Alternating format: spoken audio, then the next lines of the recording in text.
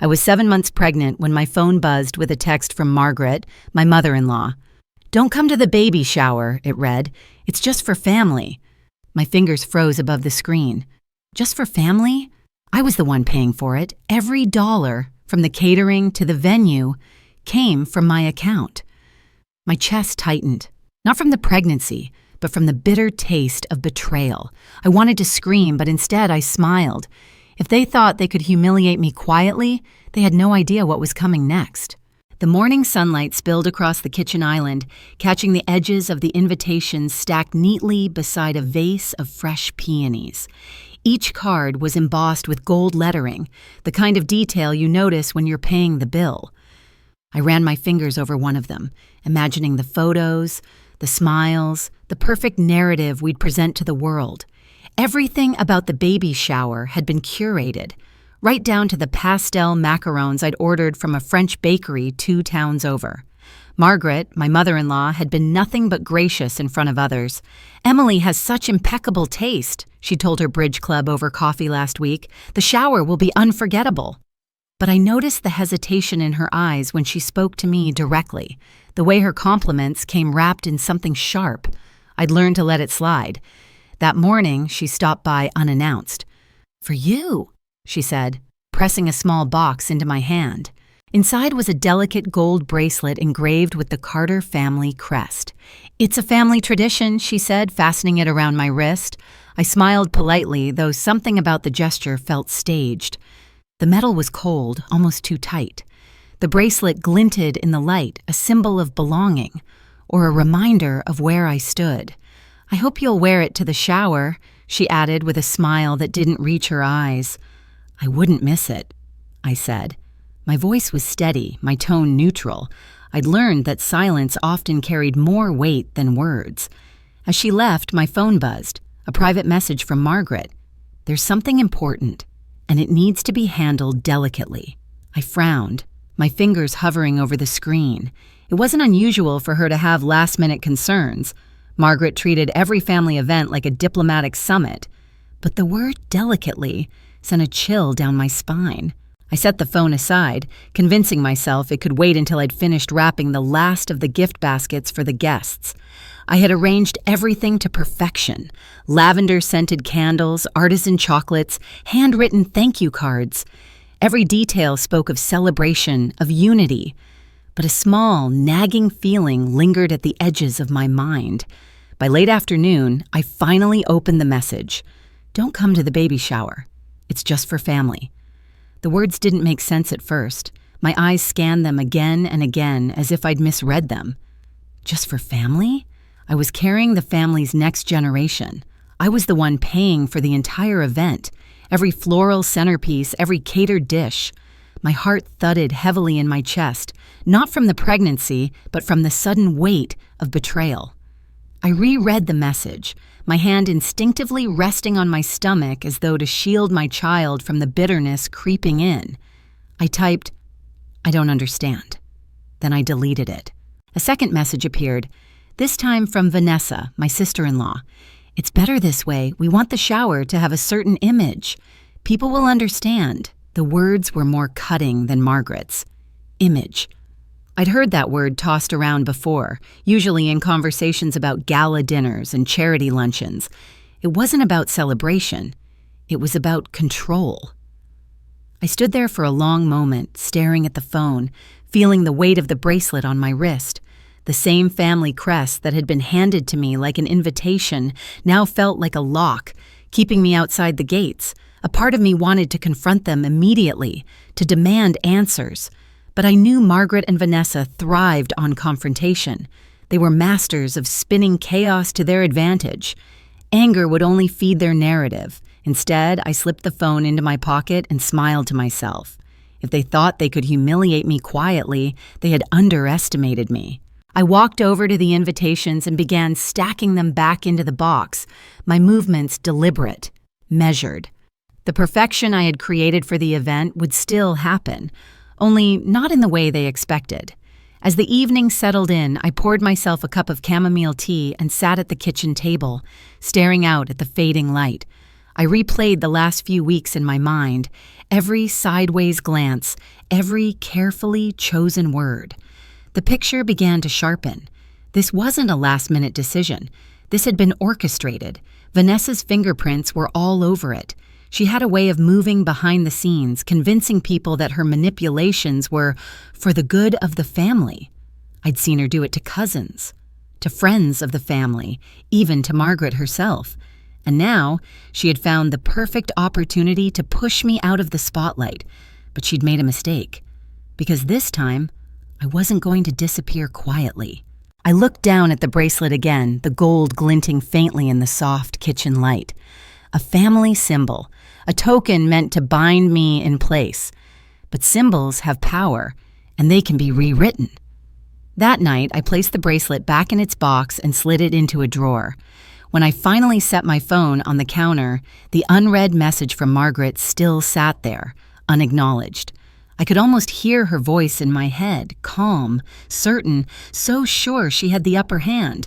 I smiled faintly to myself. They had no idea what was coming next. I didn't reply to Margaret's message that night, nor to Vanessa's smug follow-up. By morning, I posted a single photo on my social media, the Carter family crest bracelet resting in its box, captioned, "Wishing the baby shower a beautiful day. I'll be there in spirit." The comments poured in, friends offering support, acquaintances admiring my grace. It was exactly the image I wanted them to see. Quiet, composed, out of the way. Margaret would read that post and feel reassured. Vanessa would see it as victory. Both would believe I had accepted their decision. While they basked in their illusion of control, I began my own work. I contacted a friend who occasionally freelanced for a local lifestyle blog. She owed me a favor after I'd connected her to a client last year. "Do you know if anyone's covering the Carter baby shower?" I asked casually. She laughed. "Are you kidding? It's all over the society calendar. Apparently it's supposed to be the event of the month." And that confirmed what I suspected. This wasn't about celebrating my child. It was about Margaret and Vanessa curating an image for their friends, the press, and whoever else they wanted to impress. I didn't argue. I thanked her, hung up, and turned my attention to the more practical side of things. I pulled up my email and scrolled through the contracts I'd signed over the past 2 months. Catering? My name was on the invoice. Venue? Paid in full by me. Photographer, videographer, florists, decorators, gift suppliers, every detail was under my financial control. The illusion of power Margaret wielded was propped up by my credit card. That afternoon, as I was reviewing details for the dessert table, I received an unexpected text from a number I didn't recognize. "Hi, Mrs. Carter. This is James from Petal and Vine Decor. I just wanted to confirm the final stage design for tomorrow. I've attached the sketch so you can approve." Attached was an image of the baby shower stage, a beautiful arrangement of white roses, pale blue hydrangeas, and silver accents. Across the backdrop in looping silver script were the words, "Celebrating Baby Carter," hosted by Margaret and Vanessa. My name was nowhere in sight. I stared at the screen, the knot in my stomach tightening, then loosening into something colder. I typed back, "Thanks for sending this over. I'll review and get back to you with final notes." I didn't correct him, not yet, because now I knew exactly what game they were playing. The next morning, I called every vendor, confirming arrival times and small adjustments to their arrangements. None of them questioned me. After all, I was the one who had hired them. It was during a call with the event's AV technician that I learned the final piece. Oh, and just so you know, the live stream feed will start at 2 p.m. We'll have 3 camera angles for the local society channel, plus a private feed for Mrs. Carter's guests. I leaned back in my chair, my mind turning. A live stream. Of course. This wasn't just a baby shower, it was a public performance, which meant I could change the script. I pulled up the AV contract and confirmed it. I was listed as the primary contact for all technical changes. My instructions would override any last-minute requests from Margaret or Vanessa. This was no longer about attending the baby shower. It was about rewriting the event entirely. By late afternoon, I had drafted a new slide sequence for the projector.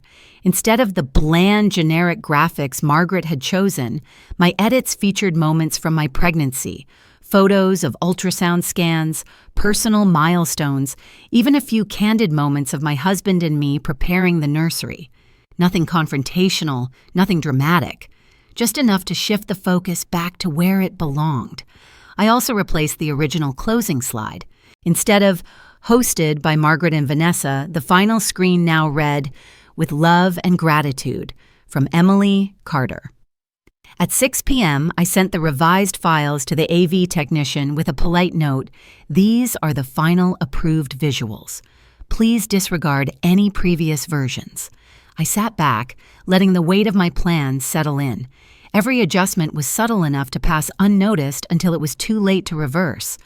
Margaret thought I had stepped aside. Vanessa thought she had erased me. They had no idea I was about to walk right back into the center of their stage, without ever setting foot at the podium. The morning of the baby shower, the house felt unnervingly calm. My phone sat face down on the counter, buzzing with messages I had no intention of opening. I had more important work to do. The slide deck was ready. Each segment was carefully placed. Photos of my pregnancy, heartfelt captions, and subtle touches that pulled focus away from the hosts and back toward what the day was meant to celebrate. I reviewed the files once more, then emailed them to the AV team with the subject line, "Final Event Media, approved by Emily Carter." The phrasing was intentional. No one could claim confusion later. By noon, I moved on to the gift bags. The original tags had been bland, stamped with the Carter family crest. I had them replaced with elegant ivory cards reading, "Thank you for celebrating baby Carter. With love, Emily." The final adjustment was the stage backdrop. The decorator texted me a progress photo of the floral wall mid-construction. I responded with an alternate design file. "This is the updated version," I wrote. The backdrop now featured soft gold lettering, "Baby Carter's Celebration." No hosts named, no politics, just the baby, and indirectly, me. Everything was in place. At 12:43 p.m., my phone rang. "Vanessa." I let it go to voicemail. Seconds later, another call, this time from the decorator. I answered. "Mrs. Carter, I just wanted to confirm." Vanessa stopped by and said the stage lettering needs to be adjusted back to the original. She seemed very insistent.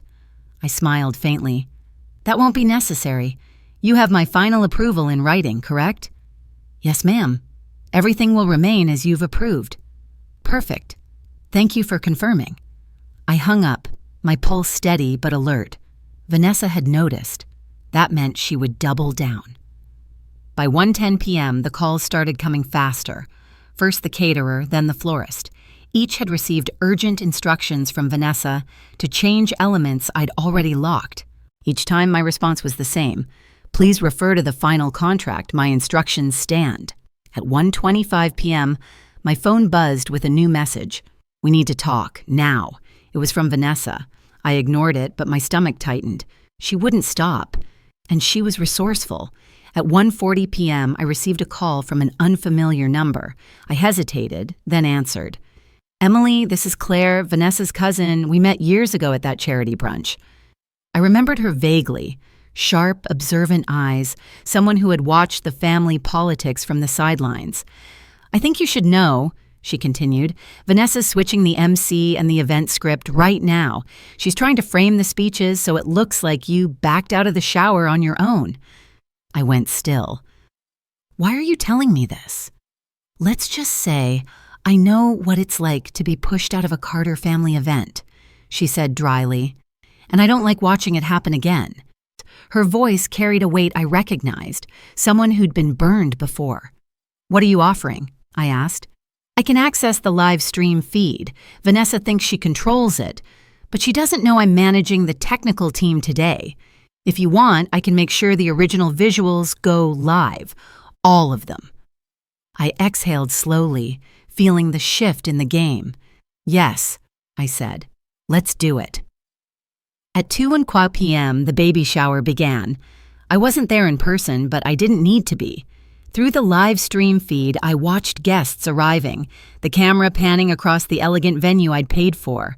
The backdrop glimmered softly, exactly as I'd approved. Margaret stood near the entrance, greeting guests with her polished charm. Vanessa hovered nearby, her smile tight, her phone in hand. The first half hour passed smoothly, photos, mingling, light chatter. Then the program began. The projector lit up with the first slide, an ultrasound image of baby Carter, captioned "Our Greatest Blessing."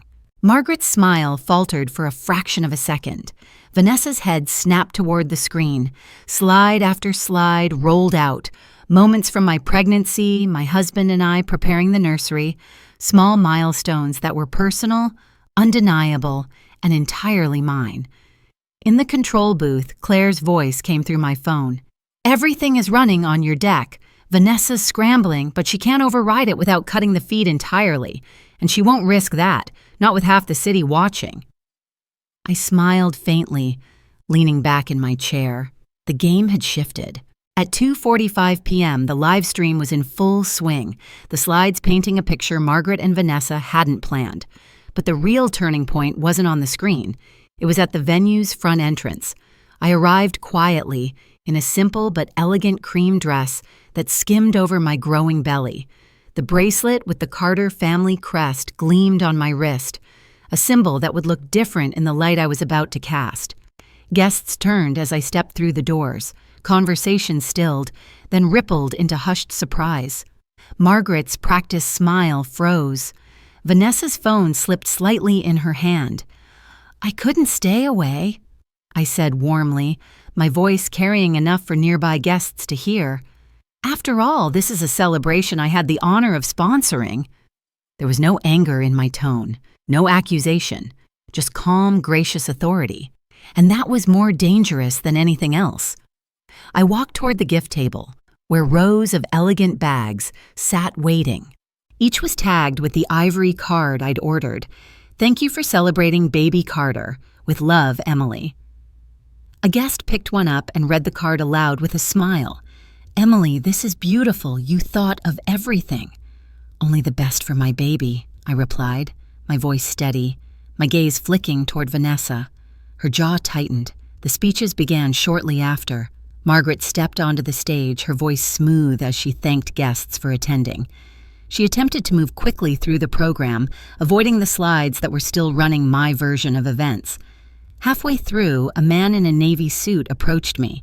He was a guest I didn't recognize, but his presence was deliberate. "Mrs. Carter?" he said quietly. "My name is Thomas Reed. I handle estate management for several local families, including the Carters." My pulse sharpened. "How can I help you, Mr. Reed?" "I thought you should know," he said, lowering his voice. "The family trust is under review. There are discrepancies, particularly in the discretionary spending overseen by Mrs. Margaret Carter." I masked my reaction with a polite nod. "That's interesting. Thank you for letting me know." "Consider it a courtesy," he added, before melting back into the crowd. My mind worked quickly. Financial irregularities were a far more powerful weapon than any seating chart or speech. While Margaret continued her speech, I stepped aside and texted Claire. "Switch to the secondary deck. Include the new slide at the end." The secondary deck was something I'd prepared in case an opportunity presented itself. It contained a single, devastating closing slide. By 3:15 p.m., the program reached its conclusion. The final slide appeared on the screen, soft gold lettering over a white background, "In honor of baby Carter, sponsored with love and support by Emily Carter." But beneath it, in smaller text, "Dedicated to family values, integrity, and transparency." The words landed like a quiet detonation. Within minutes, screenshots of the slide began appearing online. A few sharp-eyed viewers started connecting it to rumors about the Carter family finances. And then the comments started. It had baby shower drama, family scandal. The hashtags climbed steadily, spreading beyond the local community. I stayed at the venue for another 20 minutes, moving through the crowd with calm confidence. Guests congratulated me, complimented the event, and, most importantly, began asking subtle questions about the Carters' reputation. I didn't answer directly. I didn't need to. The suggestion was enough. By the time I left, my phone was buzzing constantly. Screenshots, tagged posts, even short clips from the live stream. At 4:02 p.m., Claire called. "You're not going to believe this. A major lifestyle publication just contacted me. They're planning to run a feature about the Carter baby shower and the rumors." I exhaled slowly, the pieces clicking into place. Let them. The truth has a way of finding daylight. By Monday morning, the Carter baby shower was no longer just a family event. It was a viral spectacle. Clips of Margaret's frozen smile, Vanessa's tight-lipped frustration, and the final slide bearing my name had been shared thousands of times. "Prestige meets pettiness," one headline read. "Baby shower or boardroom drama," read another. Margaret's pristine social image, carefully maintained for decades, was unraveling. Vanessa's own social media accounts had gone quiet, her usual curated posts replaced by a deafening silence. At home, I was folding tiny onesies when Daniel, my husband, came into the room. He looked tired, his tie loosened, his jaw set in that way that told me he'd been fielding phone calls he didn't want to answer. "Emily," he began, "what happened at the shower? My mother says you sabotaged the event. Vanessa says you deliberately humiliated them in front of their friends." I looked up calmly. "Daniel, I didn't sabotage anything. I paid for the shower. I simply made sure the event reflected the truth of who was actually supporting it." He hesitated, conflict clear in his eyes. "I don't agree with how they handled things, but going public like that with the live stream, people are talking about my family, about you." I folded another onesie and placed it in the drawer. "Daniel, I didn't start this. They made a choice to exclude me from my own celebration. I made a choice to respond, quietly, strategically. The fact that it went public says more about their need for attention than anything I did." He ran a hand through his hair, exhaling. I don't want our child growing up in the middle of this." Neither did I. But I also wasn't willing to disappear quietly. Later that afternoon, as I was answering emails, a new message appeared from a name I recognized. Lydia Grant, investigative journalist, Women's Affairs Weekly. Her note was direct. "Emily, your handling of the baby shower situation has sparked a massive online discussion about women in family power dynamics. We'd like to feature you in a series on women navigating toxic in-law relationships. Are you open to an interview?" I read it twice, the weight of her words sinking in. This wasn't just gossip anymore, this was narrative shaping, and if I didn't control it, someone else would. I typed back, "I'm open to discussing the message I believe other women need to hear, but I won't discuss private family matters beyond what's already public." I sent it, then sat back. This could be the beginning of something much bigger. But just as the thought crossed my mind, my phone buzzed again, a new notification, this time from an unfamiliar account on social media. The post was a photo of me taken months ago at a charity event, standing next to a man I didn't recognize. The caption read, "Sources say Emily Carter has been cultivating connections outside her marriage. Is this the real reason behind the family feud?" It was expertly done. Vague enough to avoid legal trouble, suggestive enough to create doubt. My stomach tightened. This had Vanessa's fingerprints all over it. By evening, Daniel had seen it. He walked into the kitchen, holding his phone. "Emily, what is this?" I took the phone, scanned the post, then looked at him steadily. "It's a smear, Daniel. That man is the director of the children's hospital. We were discussing the charity gala your mother insisted I attend. You were standing 10 feet away at the time." He closed his eyes briefly, shaking his head. "I'm sorry. I should have realized." "She's escalating," I said quietly. The next day, the online attacks multiplied, anonymous accounts claiming I'd manipulated the shower to embarrass Margaret, whispers that I'd engineered the scandal for personal gain. Vanessa wasn't retreating. She was regrouping. That afternoon, I received a call from Claire.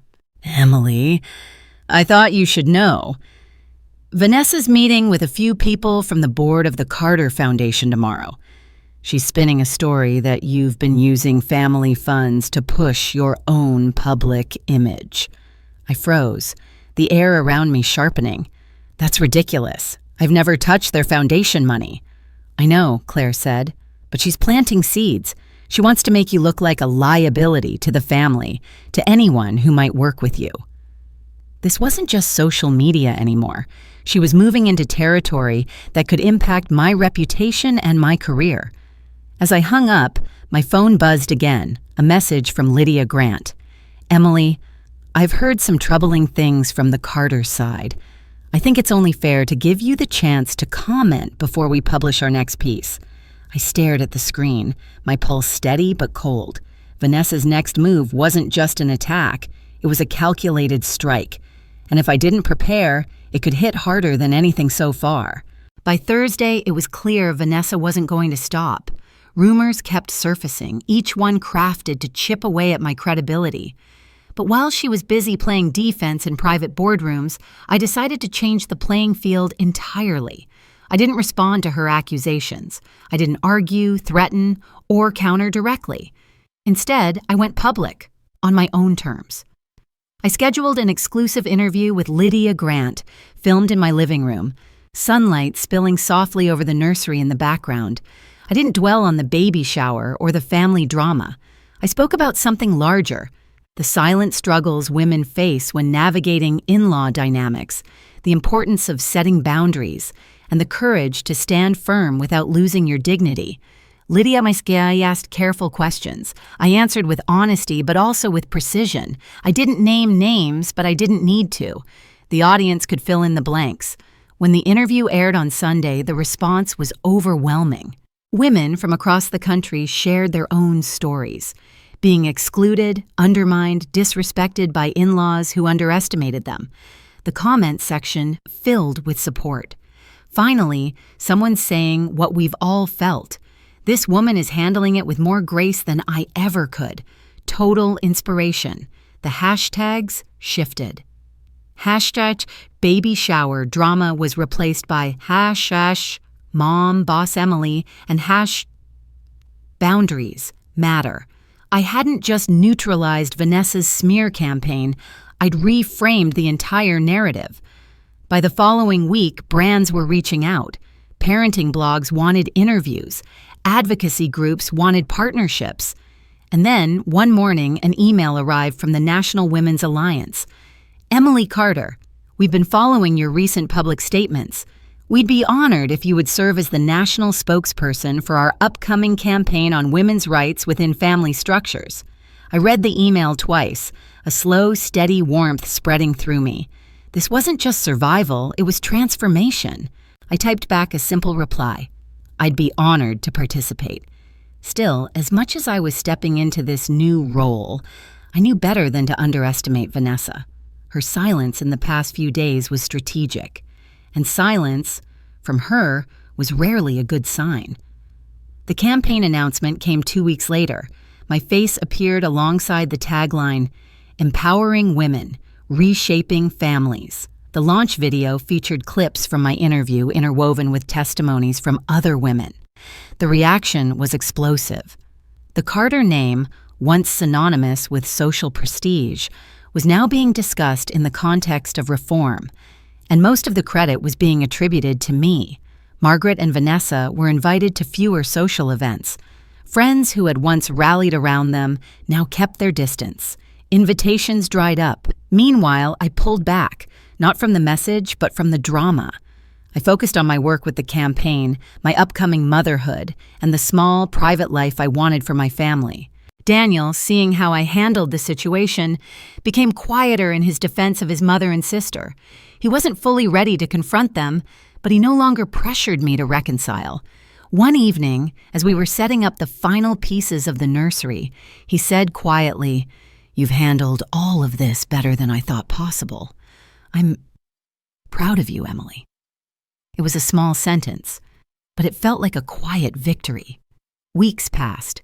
The noise faded, replaced by a new kind of attention, respectful, admiring, even protective.